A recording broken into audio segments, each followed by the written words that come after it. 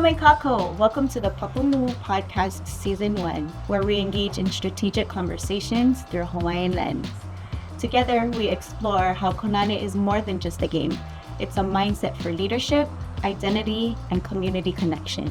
Whether you're new to Kōnane or a seasoned player, Velina mai, we invite you to cultivate a Kōnane mindset with us today.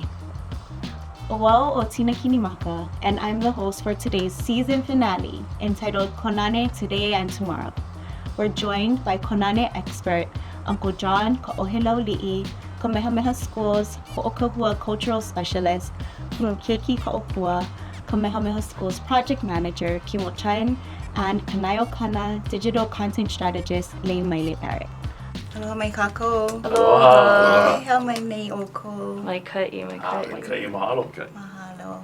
So yeah, guys, mahalo for joining me today as we, close out this season. Season 1 of our Papamū Podcast. We had some exciting conversations, very interesting, deep conversations about learning Kōnane, the mo'olelo, what it is.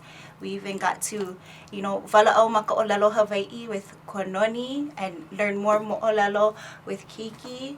So hoi hoi to be able to get all the ʻike out, yeah, to be able to share and try and just expose Kōnane more, get a bigger following, and help to, normalize it in our communities. As we are closing out our Papamū Podcast, I wanted to get more manaʻo, more perspective from our team, and like the elementary kumu that I am, we got some props to help engage us in today's conversation. Uncle John, I feel like you should go first. Okay, so my question is, how can we normalize Kōnane in today's ohana and setting it without losing its cultural depth? And yeah, this is a really good question. The key is to play, right? The key is to play Kōnane as often as you can and with other people as much as possible. It's not always easy because one of the hardest parts about playing Kōnane is finding somebody else to play. The second hardest part about Kōnane is remembering what color you're on throughout the match. But if you can find other people to play, and that's the key, is sometimes in order to find other people to play, you have to teach other people to play. And so when you're teaching somebody, you want to kind of be easy. No boss them up right off the bat, but let them slowly gain their confidence, slowly gain their skills in order for them to become better players, which means you're going to become a better player, you're going to have a better playing partner. And so that's one of the things that I think is a big help. In the families especially, having families play with each other, learn with each other, and use Kōnane as a way to gain more cultural knowledge. One of my favorite sayings is you play fast, you lose fast. So when you're working with families, the kids tend to really move fast and they don't give themselves enough time to understand or analyze the game. And so I always tell parents what you want to do is you want to slow your children down and just say, take your time, move. Why are you moving this way? Why are you moving that way? And so in the family is very important, in the classroom is very important, but the key to the future of Kōnane is just by playing as many and as often as you can. When we talk about ohana, what I'm thinking about, this was my interest in getting involved in Kōnane. And so I have two daughters, Leo, who is my eldest, and then I have La'akea as my youngest. And Uncle John actually introduced us to Kōnane through the Kamehameha Scholars Program. I was gifted one of the Papamū, and I took it home and I started playing with my daughter. And, that's kind of like has been our journey for Kōnane, for our family. It's a nice opportunity for us to spend some quality time with one another and play games. At first, I started more of like instruction and so forth. And now we're at a point where we're pretty even in terms of the matches that we have. And so, Le'ohu will win like 3 matches, she'll get a streak, and then I'll get a streak of 3 matches. And so we kind of go back and forth. as far as my youngest, I was able to give her a set, and she took it to Pu'uohala for an after-school program, and that's kind of gotten her interest in terms of Kōnane. So she plays Kōnane with the children at the school. And so our last trip back to Kauai, we played a game, and we kind of upped the stakes a little bit. So we played for lunch. And, I beat her previously 2 times, but when we started playing for lunch, I could see her lock into the game. And she actually beat me, fair and square. And so I had to treat her to lunch. But I think the opportunity for bringing it back to the family, after we eat dinner, we may play a game. But it's an opportunity for us to pilina and kind of get off of our phones and the whole social media and have some quality time with one another. So when I think about ohana and great cultural depth, I think about the one memory that will always stick with me of playing Kōnane at Pu'uhonua Honauno.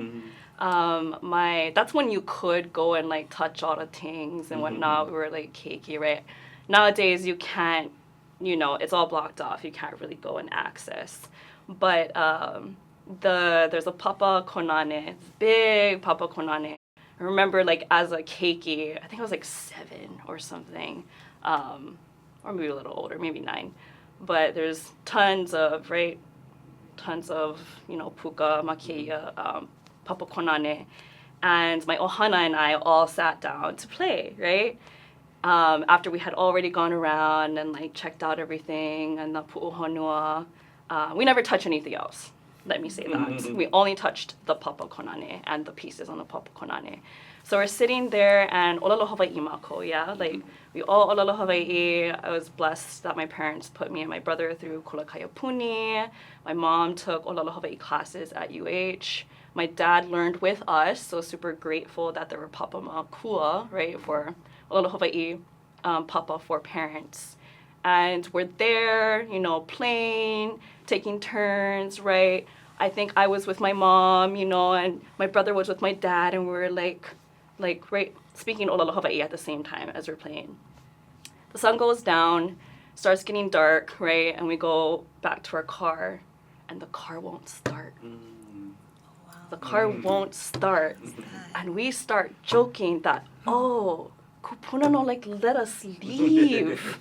They were enjoying this ohana, right, around the Papamū, speaking in olelo Hawaii, the language that they know. They don't like us leave. They like us still play and stick around, yeah?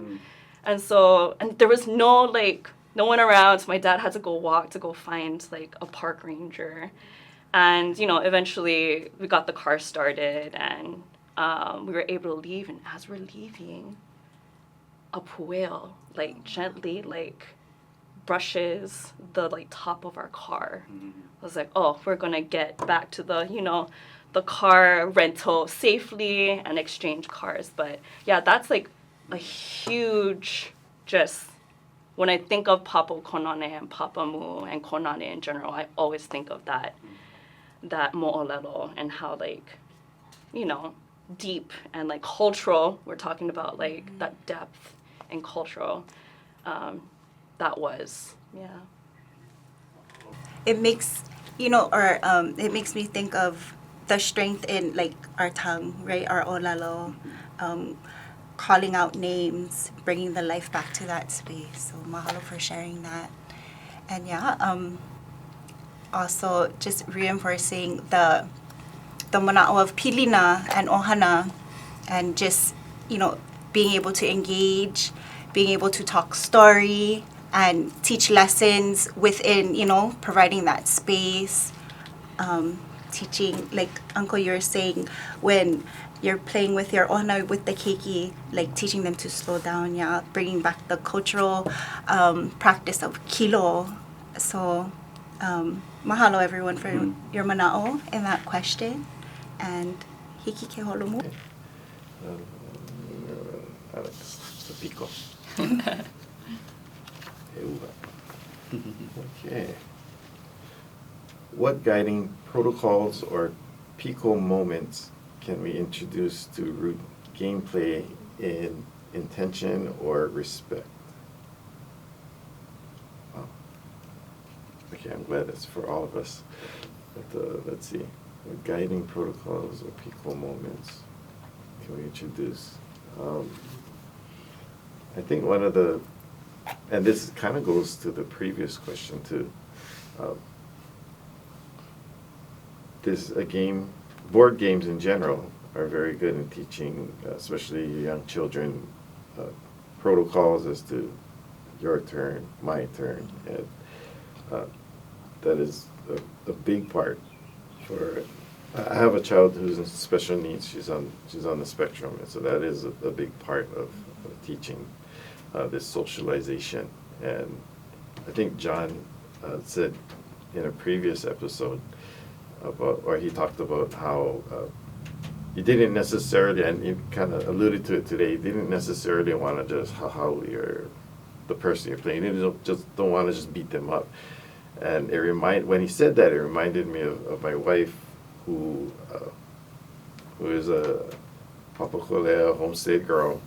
She grew up playing hay, and I asked her about that because I didn't play it, and she said it wasn't necessarily trying to beat anyone, right? They're carrying on a conversation, and it was your job to keep it going, hold up your end.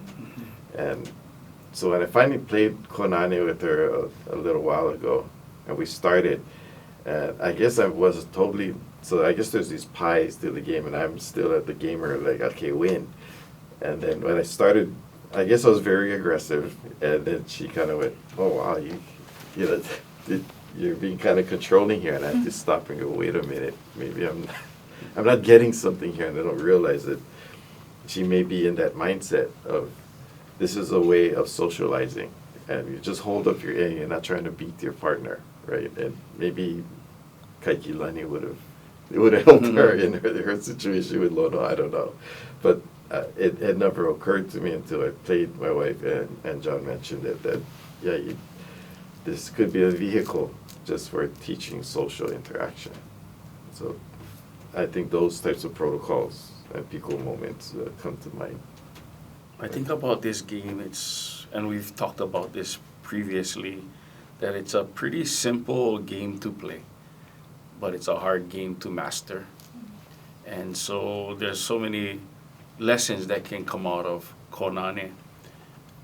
For me personally, like, I come from a competitive family, an athletic background, and so competition is important, but understanding that bringing people into competition from a standpoint of bettering myself, I think that's important. But also, what I found through Kōnane is not just playing the game, is welcoming others into the space. And we talked about this yesterday, is like taking ownership of something that is a part of our culture. And this is an easy way to get a part of the culture, take ownership. And so when I think about the protocols in inviting people into the spaces that they might not feel comfortable in, and making them feel comfortable in that space, I think that's an important mindset that we can invite people into. One. Second thing I think about the competitions that we had and the tournaments that we've had on Kauai with Olaka'i and with some of the partners that we worked with on Kauai. And I think how important it is to set up the protocol for starting the game or treating the game with respect. We hear that a lot with different types of sports. Let's treat our game with respect. And so how do you do that? Perhaps we could set up different type of protocols to begin the game and end the game in a way. And it's not easy to lose a game. So how do you win with humility and how to lose with humility? Perhaps we could model what that would look like. Your folks' answers are kind of reminding me of the first time you and I played. Speaking of like really welcoming folks into, playing Kōnane. It was after one of our meetings when we were like setting up. I think the Kōnane tournament on Kauai. You're just like, oh, Leimaile, do you want to play a game? I was like, yeah, sure. And that was like the first time we really got to know each other. Like, you were asking me a lot of questions about like my family and what I do. I was asking you a lot of questions about like what you do. So it's like, it is also a tool for building pilina, Mm-hmm. right? Mm-hmm. That's what I hear coming from the two of you, like with your ohana, with friends, with others. Yeah, it's not just like a competition, as you're saying. It is a social game. Mm-hmm. Yeah, yeah. Engaging with Kōnane to help teach pilina, socialize, and learn the different values. And also, how you mentioned, like, perhaps coming up with, like, a protocol. What might it look like? What might it be? What values might we, want to highlight and whatnot. So, interesting. One of the things I do is I get people calling me up, they like do interviews, I like interview you. I says, okay, come down. But we play Kōnane first, because how can you interview me about Kōnane if you really don't know what Kōnane is? Now, we're not playing seriously, but at least give them a chance to play a simple game, with simple rules, and then let's start the conversation. And like you say, it gives me an opportunity to learn more about where you're from. Over here it's like, what high school you in, right? And build that relationship rather than just going straight to business. Build the relationship first, and then now let's start the interview. Now that we know each other a little bit better, and now that you know more about the game, I believe the interview will be much more valuable at the end if you at least understand the game. So that's one of the things that I do a lot when people ask me, hey, you got to play first.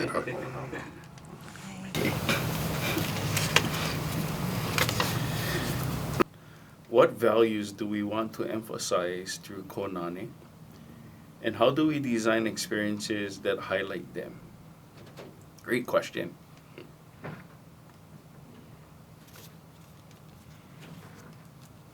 So I'm thinking, we talked a little bit about ho'ihi, respect. We talked a little bit about ha'aha'a in terms of engaging in Kōnane. The values that also come out of this game for me is akamai. And what I mean by that is Kōnane is a great tool to teach critical thinking. That each decision you make has consequences. And sometimes we're put in situations where it's an easy decision, and then sometimes we are put in a place where it's really messy. And I feel like Kōnane is an opportunity to coach someone through perhaps a hard decision.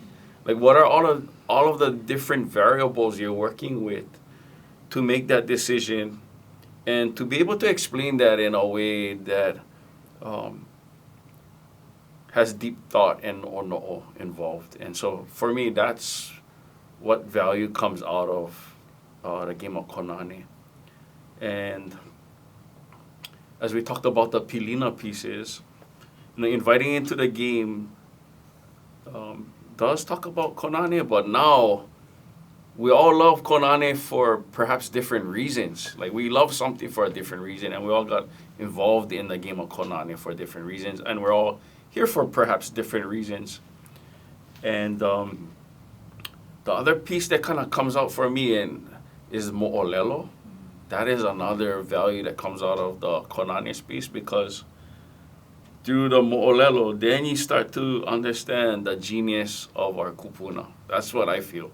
Any of these spaces that we are, whether that is making kapa, dancing hula, ho'okele of wa'a, stepping into those spaces and then realizing, wow, this is not an easy space to be in, and the amount of knowledge you need to have as a background to apply that in certain situations. I think that's what Kōnane has to offer. And so utilizing it as a teaching tool that can be in the classroom, that can be at home. And then also creating spaces like tournaments where I feel there's opportunities for the community to come together and then to learn together. I think that's something that is beautiful for Kōnane. When I look at the Kōnane board and I think about the other podcasts that we've recorded, we talk a lot about like great resources, tamalama resources. So when I think about Kōnane, it's a great tool to teach the value of aloha aina, right? It is a tool to look far ahead, right? Think far ahead into the future about the moves that you're going to make, right? And that's what we have to do when it comes to aloha aina, to malama our mokupuni, to malama our ahupua'a, to like look enough ahead, because this move here that I'm making is going to affect the end result, right? So like you got to think about, yes, right now, what am I doing right now to like malama aina, to malama resources, to malama Hawaii, to malama like all the things like pololo makua hine, right? Ike Hawaii and all that kind of stuff, right? What moves am I making now, today, that's going to affect the future, right? That's aloha aina, a part of aloha aina. There's so many different parts to aloha aina. And Kōnane, right, the Papamū is the island. And the iliʻili are the resources. And you need to, right, malama the resources and use it wisely on our mokupuni, on the papa. So that's what I think, that this can be a tool to teach aloha aina. I guess because of the perspective of how that I'm coming from, which is mostly a research perspective, and I enjoyed that perspective. So I gotta say, most of what I've seen was how ali'i used it, and more often than not, the lesson I get from how they're thinking was literally making sure you've got options, right? Keeping your options open and making sure that you have them, while the other side, if they don't malama their resources carefully, they're gonna run out before you do. And it's always having that last, I guess today we hear more often that Kōnane move, right? That I had the last move, and usually it's the one that they didn't know I had, right? I'm gonna keep this one on this side, and I'm not gonna, hopefully they don't remember that I still got that one last move. But we see that over and over, where ali'i have that one last move. And I think we were talking earlier about Lili'u, how she, in the book Hawaii's Story by Hawaii's Queen, she gives her Kōnane move in no uncertain terms. When Lili'uokalani was handed the abdication to sign, she knew that they didn't like to call her Queen Lili'uokalani. She knew they called her Mrs. Dominus. And so before she signed, she asked them, what am I going to sign it? And they said, Lili'uokalani Dominus. And she said, okay, Lili'uokalani Dominus, fine. And she signs it. And then she clarifies that whenever she's in her private life, her name was Lydia Dominus. In her official capacity, she's Queen Lili'uokalani. So she says, there's no such person as Lili'uokalani Dominus, right? So she's basically saying that that's not even legal. And she says that if there's anyone in the future who wants to challenge, here it is. This is basically my Kōnane move. Right, so. I just got chicken skin with that mo'olelo. Mahalo. Our queen was so smart, so akamai. She knew what she was doing. It was like, oh, no, that contract, whatever I just signed, it's null, right? Null and void. Null and void. Yeah, sometimes I think about, like how would it be playing against her, and I'm pretty sure I would get my okole whooped, but she's a very intelligent lady, yeah. Makes me think about that quote you talk about, Keiki, if you want to understand how your leaders think, play the games that they played. And so, mahalo for sharing that manaʻo with us too. Turn. Okay. How can we use olelo and mo'olelo authentically in Kōnane to ground players in ʻike kupuna? The answer to this question has been answered in some of our previous episodes, right? Where we are introducing the names for the moves, the names for the pieces, the names for the papa, the names for the sides of, right, the papa as well. Yeah, and I think, right, this is a great teaching tool for Olala Hawaii. And like, if you play it enough and use those terms enough, then you'll learn it, you'll memorize it, and it'll just like ho'opuka, right? And the same thing, like, if the person across from you doesn't Olala Hawaii, they'll hear you, like, right? Just say what you're doing every time. It's like, oh, now I'm going maka Olala Hawaii, now I'm going towards this side of the papa, right? Like, I don't know all the terms, otherwise I would give it an example, but the other person across from you is going to learn it too, you know? So, well, yeah, when it comes to Olala Hawaii, at least I can answer for the Olala Hawaii part, that's just an authentic way, yeah? It's not like forcing Olala Hawaii on anyone. You're just using it, you're learning it, the people around you will learn it, right? And, like, that is a way to, like, teach Olala Hawaii in general, like, what I've always thought is that we need to meet people like where they're at, like what spaces are you in, right?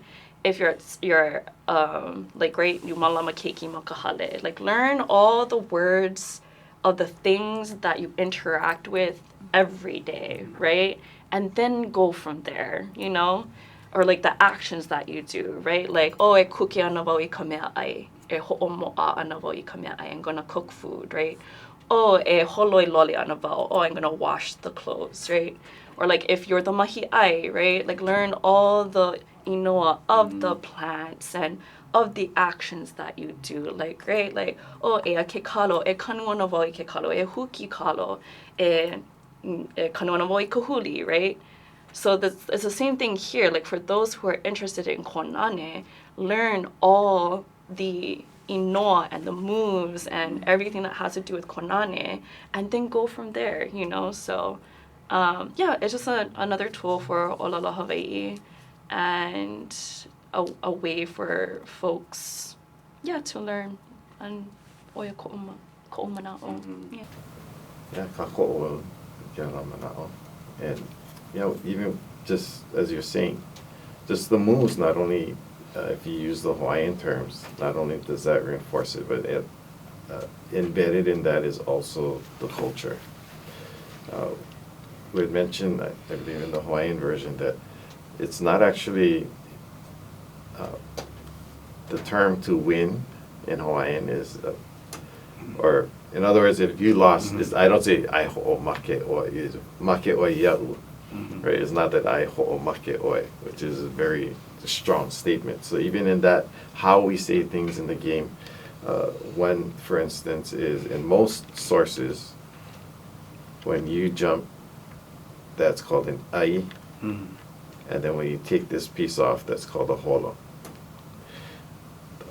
That has to do, or is directly connected to how lua is used on a battlefield, especially on a battlefield where lua has to do with entangling your opponent and or wrapping him in what we call an ai. Literally, it's the same word. And then you are obligated as a lua practitioner, especially if the person you have is a lua practitioner, you're obligated to give them a chance to yield. And if they do, then you let them go, and then they get to holo off the battlefield. So you're not actually killing. So that's interesting in this game. Though it's kind of like other, like chess and so forth, we're not actually killing the opponent, right? You're actually allowing that opponent to escape. So, and that, again, Hawaiians realize how we say things or we do things, we don't like to set things in motion that we don't mean to. And so we're not going to talk about killing, that kind of, doing that kind of thing. So again, there's these layers of culture in just the terms we use in the game. And that's not to say that they didn't jab at each other verbally. They had a lot of fun doing it. If you read it, then you see they're poking at each other and then having fun doing that verbally. And again, that's actually part of the game. It's not just what's going on here, but this back and forth, and taking what you said and twisting it a little bit and then turning it back on you. So you're having to think about this and what's coming at you, almost like a whole papa. So, yeah, a lot of fun.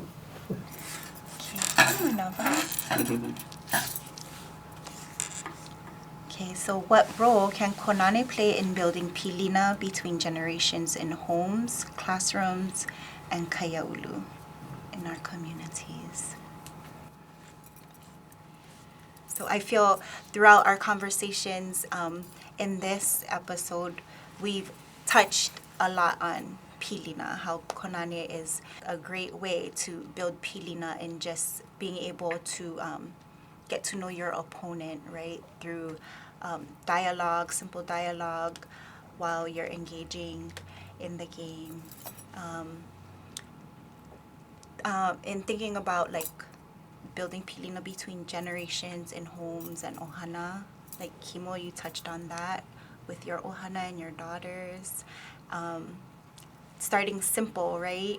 Just learning the basics of the game and then eventually digging into the deeper intention of it, the strategy.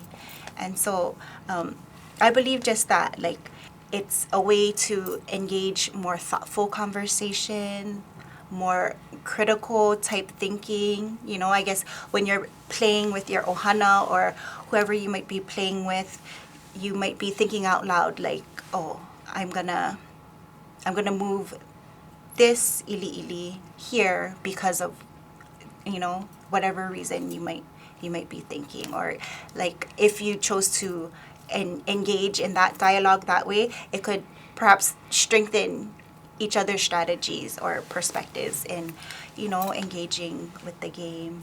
So I feel you can do that in your home, in classrooms, especially in classrooms when you're, you know, like trying to engage your students and getting them to think critically on the moves, why we're moving, the way we're moving, and how it affects, you know, the end game. And in Kaiaulu too, touching on how Leimaile brought up aloha aina. So just in that thought, using Kōnane as that physical form in teaching and practicing aloha aina, always thinking multiple steps ahead, like our kupuna did, you know, and then leaving that legacy that we're still able to carry on today. So that's also another way how we're building pilina between generations. We're carrying on that mo'olelo. It didn't stop with them. You know, we're the succession of it, and it'll continue with the next generations after us too. I like how what you talk about is the continuation we're living within the mo'olelo, and so with the playing of Kōnane, we continue to have more stories. You know, whether that be the stories of pilina between you and I and our families, or even having fun with our ohana. You know, we might be able to pull together a family get together, and you get to wear whatever trophy for 1 year for being known as the Kōnane champion in your family. I mean, that could be fun, you know. I think about recognizing people who win tournaments, you know, and uplifting them, and that's numo olelo that we can carry forward. I think about, you know, I'm not really the best at computers and social media, but I think that's an avenue maybe perhaps we could look into, you know, some of our, I want to play someone on the continent, a family member on the continent, and this is our only way we can play with one another and also develop pilina. I would love to be able to do that on a website or something like that. I think that would be great. But then also I think it's more than, our conversations is more than playing the game, right? Like, so is there a way to build into the website mo'olelo about specific ali'i that we talked about, or perhaps strategies that we might be able to include as a learning tool, you know, along the way. So that's kind of where I get excited for the possibilities of Kōnane. And, you know, honestly, someday I would love to see Kōnane being the official board game of Hawaii, you know, if we could get something like that set up. So, speaking of the community support, you know, set up a lot of different community competitions and competitions at schools. Can you talk about that, Uncle John? Yeah,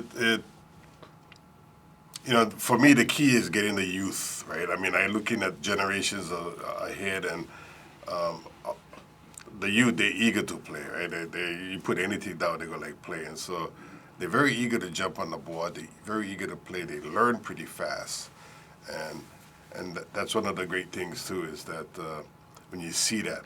Now, sometimes at some of the events, I'll get the Keiki sit down, right? And they're playing, and the parent kind of hovering around, and I try to, I really try to hook that parent to the chair because, I can play, with your child, but you should be playing with your child, And so I try to get them down, and then, after some prodding, they'll sit down and play it, and then they start kind of enjoying that little opportunity. One of the things that I always like to say too, especially when teenagers are involved, right? I tell the parents, you want your children to be engaging and learning these strategic games, because as teenagers, sooner or later, they may get into a situation or into a space where they got to make a decision whether to get in a car or to go home. And you want them to be able to calculate all of that in their head and not allow this pressure, the peer pressure, to take a hold of them. And when they know the smart move is go home, and that's a smart move. And so I tell families that, especially those teenagers, get them into this type of game. And only be Kōnane, but Kōnane is better. But, just get them used to making decisions based on the data that is in front of them. And hopefully they're so used to making the winning move that they know that the winning move is not to get into the car and to go home. And so very, very important part for families. And so that's one of the things that I really like about this game, is that opportunity to grow that relationship. And I see some parents shocked to see that their Keiki playing the game pretty good, and the other side is you can see them they didn't think that the Keiki could think that way, but then they see the Keiki thinking that way, and they're all shocked. So it definitely belongs in the classroom and in the dining room.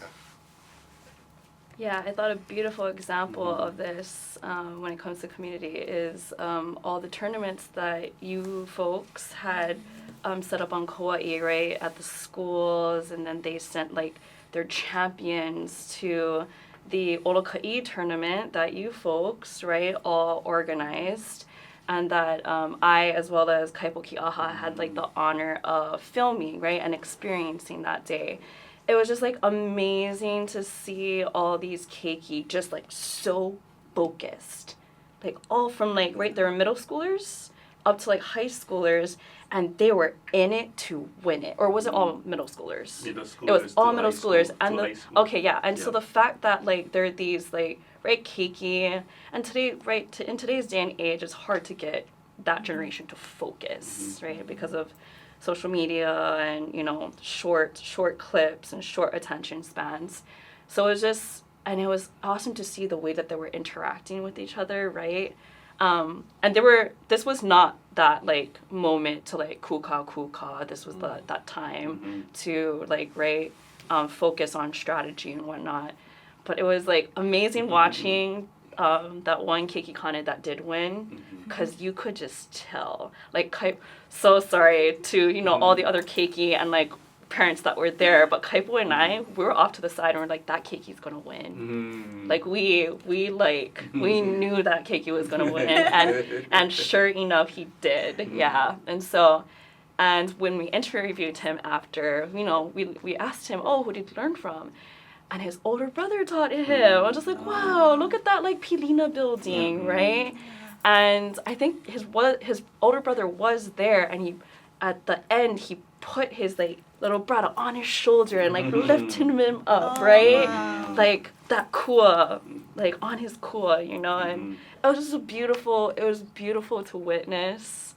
And yeah, if we can do more things like that, and I know that there are plans, right, to do more of those kinds of things, and at an Olalo Hawaii event, right, too, was just awesome. Great way to get community involved, great way to get all different generations involved, makua, siblings, yeah, it was awesome. You guys really pulled it off, and yeah, it was beautiful. He was so prepared. I mean, he came. He was like the first guy there. He Yes, sat in he the was. chair, and he was like ready to practice with anybody. And while all the rest are kind of walking around, checking out the other stores, he stayed in his seat. Yes. And he was focused. And 6th grader, smoke all the rest, all these high schoolers, But he deserved the win. He was there. He was committed from the get-go. Yes. He stayed in his chair and he stayed in the space, and he just basically absorbed all that energy and used that in his favor.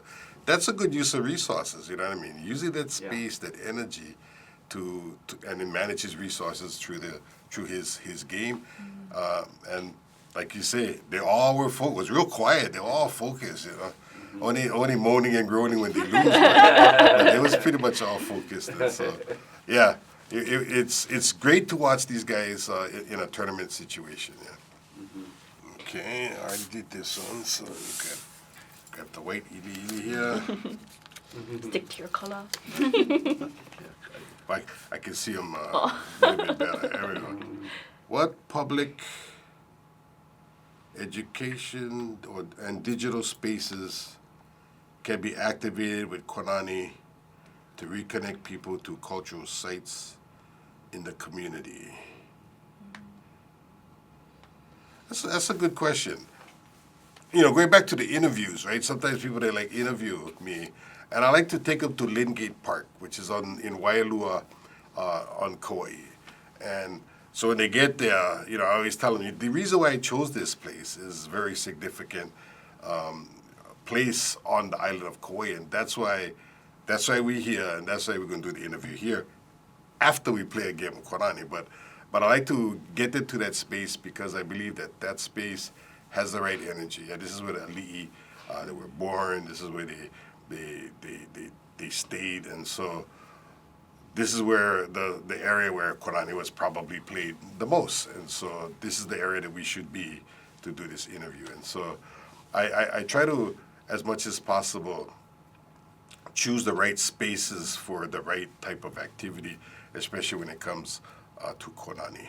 And that's one of the ways that I do it. Now, as far as the digital side, I do have the Pueo Papamū, which we saw in some of the episodes, which does allow you to play somebody else at a different distance. And it does allow families to, they may be spread apart, but yet still can at least connect through a game of Kōnane. And sometimes I'll be playing with one of my friends in the mainland, and they get ava, I get ava, we drink, we play, we drink, we play. And so there's a lot of good opportunity on the digital side. And I know technology is going to be here soon where, you're going to be able to play quality games via phone, yeah. So I can see that coming up in the future. But yeah, I like the spaces, and I like to identify those spaces when I teach. Yeah, speaking of that, I have a hoa, Kolomana Ka'ahunui. He is a kumu at Navaiola in Mokuokeawe. He developed a online game, playkonane.net. It still needs some tweaking. Maybe it'll be at a better point by the time this podcast comes out, and if not, I'm sure it'll get there shortly after. But you can set up a game, you can choose the dimensions of your board, and it doesn't have to be exact, right? It doesn't have to be exactly 8x8. It could be 11 and 13, because and correct me if I'm wrong, but they're not all boards were even, it wasn't the same size on both sides. There were Kōnane boards that were different, And so that's where he got that idea to let the players choose the dimensions of their board. And then you start the game, you send the link, to your hoa, and then you can play through that link wherever they are in the world. So I just thought that that was a super amazing idea. There are so many Keiki today that they're online, they're in these digital spaces, they're in chat rooms together, and so how can we reach them where they're on, oh my gosh, I forget the name of the chat that they're all on right now, but right, they all are on these like digital spaces and they all talk to each other. Like every day they're hanging out online together, right? Playing some kind of game, and it's usually, games developed by elsewhere outside of Hawaii. So if we can develop games for our haumana, our Keiki of Hawaii, right? That are Hawaiian with Kuana ʻike Hawaii, and they get stoked about playing that, like that'll also transfer to like real life when they get together. They can like, oh yeah, we practiced online, and now we can like do this in person when they get together, because right, that age, like hard to get together unless your parents like drive you somewhere, right? So that's why they're all online together, so that they can stay connected in that way. So play Kōnane.net. Hopefully we can bring that in as like part of our resources and the website we want to design, and include all that history, include all that mo'olelo, include this podcast and other resources. Yeah, so exciting. Exciting. Definitely going along with what you're talking about, these digital places to play. Maybe this is my own plug here, not for me, but any of you directors out there, we need to see Hawaiians on film playing the game, right? Whether it's a modern day film of two kids and actually depicting them playing each other from their own room, and you're just seeing it back and forth. Just make it part of an interesting story, right? More to it, what I think the question was saying, how do we tie it to these places that depict our ali'i playing it there, right? Actually show them playing it at that spot, and maybe that will be that kind of thing. Oh yeah, let's go play over there, right? Because that's a famous spot now. But I think going into media and filming, we're excited to see more Hawaiian films coming out, but I think this needs to be depicted in those films. So I hope somebody's listening out there. But Yeah.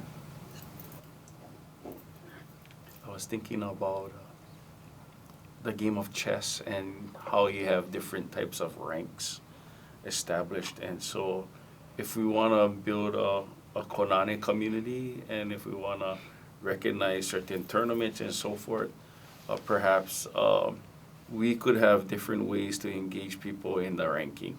So it might be through like social media, it might be through actual tournaments, but then at least we would have some kind of framework set up where we could uplift Kōnane to another level in the community. So I think that's a possibility.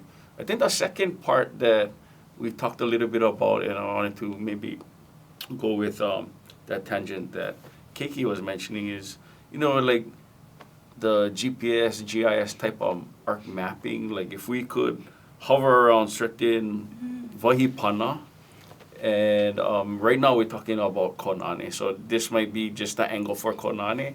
I can specifically think about one mo'olelo on the sites of Kauai, I believe, that book, and I think it was Wickman put together the book with different types of sites of Kauai. There's one called Naʻiliʻili o Kaohelaulii, and it's a site that is on the Kalepa range that kind of overlooks the Wailua Ahupua'a. And so if you know anything about Kauai, Wailua is the Valley of the Kings and ali'i. And of course the Queen too, which is Kaʻiliʻilauokekoa, was known for her Kōnane playing. And so I think that kind of brings up the whole connection with mo'olelo. Maybe I go in through Kōnane, but then my interest in mo'olelo and wahipana might link me to other places. And so there is a group in Wailua is trying to reclaim the spaces. And part of that is to say, how do we know this is an important place? Well, we have documentation with the mo'olelo.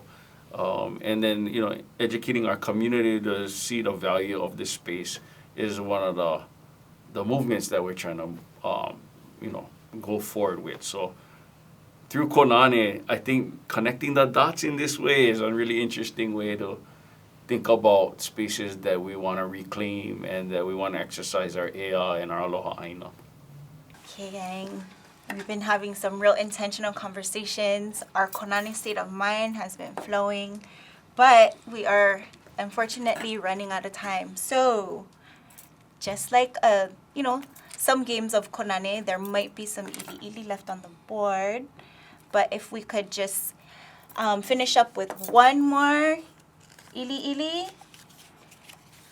And then this question, we'll just do like a one word, summing up your manaʻo, word or phrase if you feel, the need to expound a little bit more. So one word or phrase regarding this ninau. So what does a thriving Kōnane movement look like 5 years from now in our schools, in our homes, and in our kaiaulu? If I were to go first, I would say leadership would be my one word. Leadership development of our youth today for the future of tomorrow, but utilizing our ʻike from the past. Whether it's a real Papamū or not, it should be in our business meetings. It should be right in how we're discussing strategy. It should be on TV, right? It should be watching championships on TV and enjoying it with a cup of ava. And I'm hoping if we can get there in 5 years, that would be cool. I think about the word ho'omana, and I think that our community would be able to understand that there's always choices, and they would be able to reference Kōnane as a mindset for moving forward. As you were asking that question, Aina Momona came to mind. And I think it's because it kind of follows, right, the whole aloha aina earlier, right? But right, Aina Momona is a thriving land. And so I see Kōnane in 5 years thriving. And there's just like so much of it. It's Momona, right? Yeah. Mahalo, you guys, for your perspectives, right? Just in 5 years, we're gonna see all these things. You already called out directors, right? So we're gonna see it being played on TV, normalized in our households, in our communities.